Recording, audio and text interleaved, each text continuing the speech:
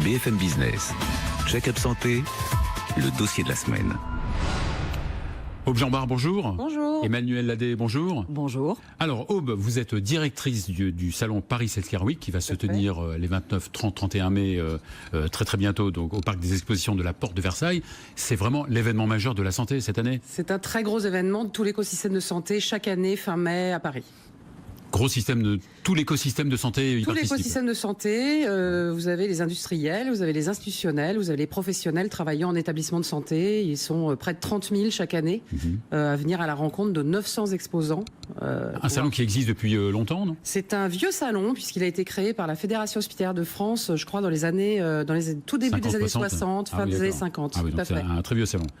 Et qui, évidemment, évolue un peu grâce à vous. Qui évolue. Donc, alors, c'est plusieurs salons en un, c'est ça? Tout à fait. C'est un moment important où vous avez 5 manifestations cette année. Donc, vous avez les 3 salons emblématiques de la Fédération hospitalière de France, Hôpital Expo, Géronte Handicap Expo, le salon HIT, donc qui réunit l'ensemble des solutions pour gérer, transformer, accompagner les établissements de santé en France. Oui, ça, ce sont les 3 donc, salons qui sont les salons de la Fédération hospitalière de France. Les 3 principaux salons de la manifestation, tout à fait.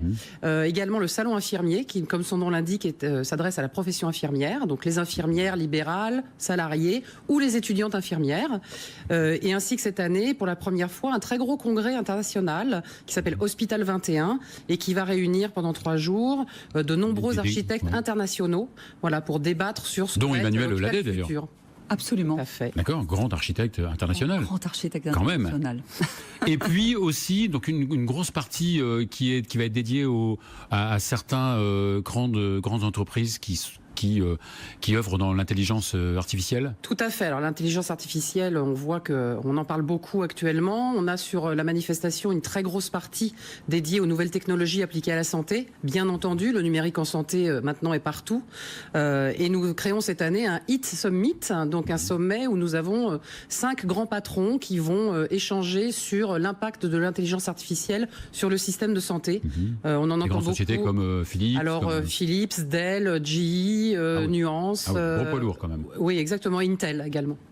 D'accord. Donc c'est vrai que vous parliez du Géronte Expo, c'est le salon dédié à la perte d'autonomie, au grand âge, tout à fait. HIT, c'est c'est les IT au sens large, voilà, la e-santé, les objets connectés, la formation par le numérique, le big data, le tout évidemment appliqué à la santé. Et Hôpital Expo, comme son nom l'indique, c'est le matériel médical, c'est ça le matériel? C'est du matériel médical, c'est en effet de l'architecture hospitalière, ce sont des services, des cabinets de conseil qui permettent aux établissements de santé de fonctionner au mieux. D'ailleurs, des professionnels de santé de différents univers sont là, aussi bien les directeurs d'hôpitaux que les infirmiers, que les médecins. Tout à fait, chefs de service, les directions de systèmes d'information, les ingénieurs biomédicaux, les ingénieurs hospitaliers, c'est vraiment la grand-messe. Et des architectes. Et des architectes. Et justement, Emmanuel Ladé, donc vous êtes de l'agence Infini, vous êtes associée et directrice de l'agence de Paris. Pourquoi votre présence dans un salon santé? Eh bien, écoutez, d'abord, vous avez bien compris que ce salon est très important puisqu'il regroupe tous les acteurs de la santé, y compris nos donneurs d'ordre, y compris, je dirais, nos partenaires. Et donc, il est évident que pour une agence d'architecture, être présent, c'est très important. Il y a un village d'architectes, hein, c'est ça? Tout à fait, il y a un village avec 30 agences d'architecture spécialisées dans l'hospitalier et le médico-social. Voilà. Donc votre agence, donc elle est aussi bien à Lyon qu'à Paris? Paris, absolument. D'accord, avec pas mal de collaborateurs, pas mal d'architectes? Une trentaine de personnes. D'accord. Et vous travaillez donc vous j'ai un petit peu regardé sur votre site et sur d'autres, j'ai quand même un peu... C'est bien. Hein donc vous travaillez évidemment, vous ne faites pas que de la santé, mais vous restructurez des services d'urgence, Alors, on est amené à intervenir sur différents types de projets, aussi bien sur des projets hospitaliers que des projets médico-sociaux, d'établissements pour personnes âgées ou personnes handicapées. On est amené à construire, à restructurer. Voilà, de différentes manières. Ça va de la construction globale, ça peut être un hôpital, comme ça peut être une partie d'hôpital. Absolument, sachant que très souvent, on intervient plutôt en site occupé, en restructuration, et notamment dans les urgences. Alors, mais qu'est-ce qui a changé justement? Ça tombe bien, les services d'urgence, c'est vraiment l'actualité. Un petit peu. Qu'est-ce qui change pour vous par rapport à il y a 10 ans dans l'agencement architectural d'un service d'urgence? En effet, les pratiques... Qu'est-ce qui doit changer surtout? Qu'est-ce qui doit changer? Déjà, les urgences, depuis 10 ans, sont soumises à une pression folle de l'augmentation permanente des passages.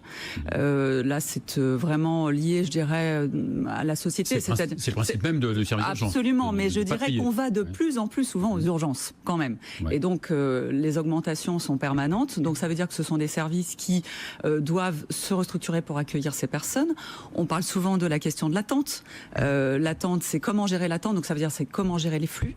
Donc un service d'urgence, c'est vraiment un process. C'est un process de soins et donc derrière, ça doit être un process architectural qui permet d'accueillir comme il faut, soigner comme il faut, orienter les patients comme il se doit et faire en sorte que tous les examens autour se passent au plus vite et au mieux pour qu'ils ressortent et qu'ils soient orientés dans les bons services. On parle du BIM, BIM. Ah, le BIM. Il faut faire du BIM. Il faut faire du BIM. Alors le BIM est je dirais, une révolution pour nous.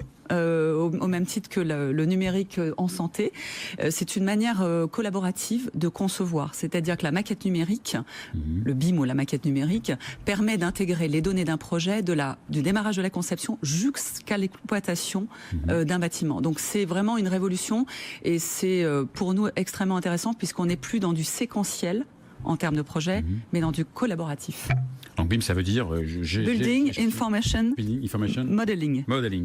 Donc vous avez fait, et quand on parle d'urgence, vous avez notamment restructuré le service d'urgence de l'hôpital Cochin, c'est ça? Nous sommes en train. On est en train de faire les travaux à l'heure actuelle. La difficulté étant que dans la majeure partie, je dirais, de ce type de projet, il faut que l'exploitation continue.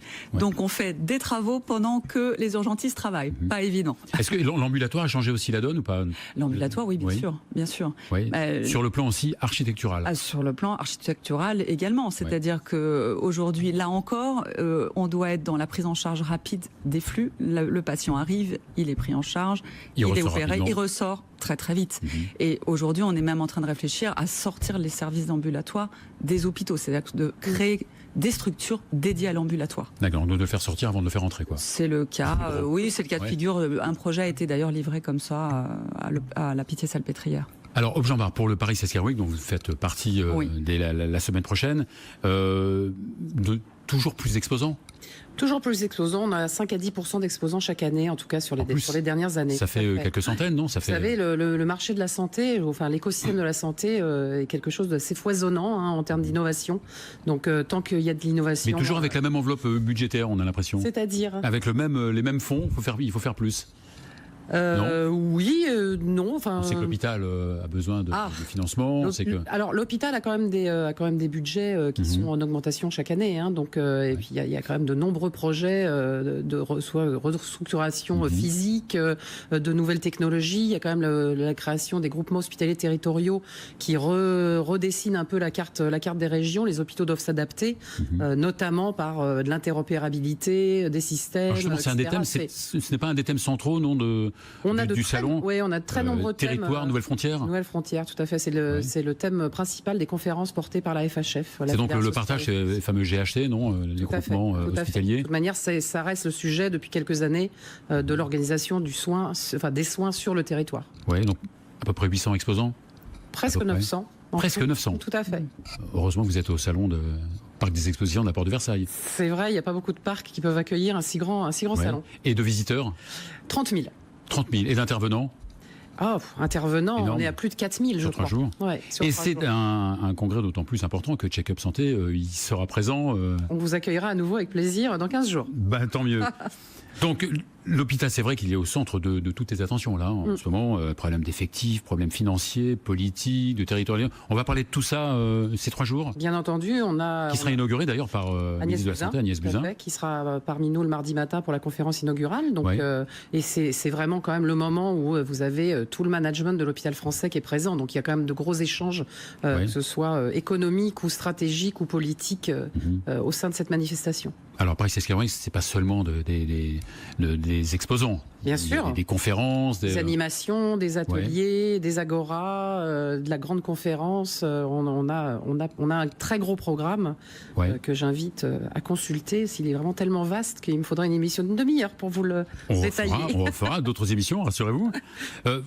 Parmi les intervenants, évidemment, on a dit tout à l'heure qu'il y avait des professionnels de santé, des cadres, de hospitalisation. Est-ce qu'il y a aussi des infirmiers, bien sûr, qu'il y a le salon infirmier, des aides-soignants, il y aura des médecins aussi ou pas? Alors bien sûr, il y a des médecins parce que de toutes les manières, ils s'inscrivent quand même dans l'évolution. Enfin, on ne peut pas faire parler de santé et parler de soins si on n'y associe pas les médecins, pardon.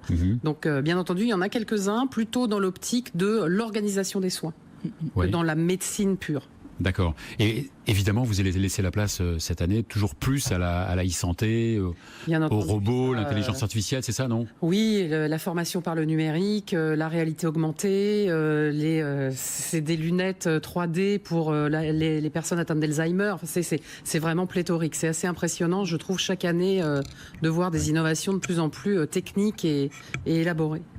Et vous, en tant qu'architecte, évidemment, les nouvelles technologies prennent une place importante. Absolument. La place aussi du matériel, la place du matériel médical. Alors la place du matériel médical, c'est vrai que ça c'est un des points importants, c'est-à-dire qu'il faut que le cadre dans lequel va se développer ce matériel doit être adapté.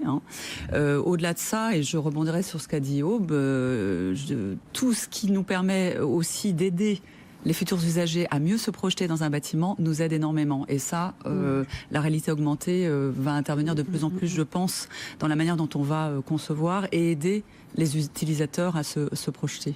Bon, comment motiver les gens à participer à votre congrès Paris Healthcare Week? Qu'ils aillent visiter le site internet www.parishealthcareweek.com. C'est vrai qu'il est très bien fait. Donc on donne rendez-vous donc à vous tous, professionnels de santé, les 29, 30, 31 mai au salon Parc des Expositions de la Porte de Versailles. Et c'est terminé pour cette semaine. Merci de nous avoir suivis. À la semaine prochaine. BFM Business. Check-up santé au cœur de l'innovation santé.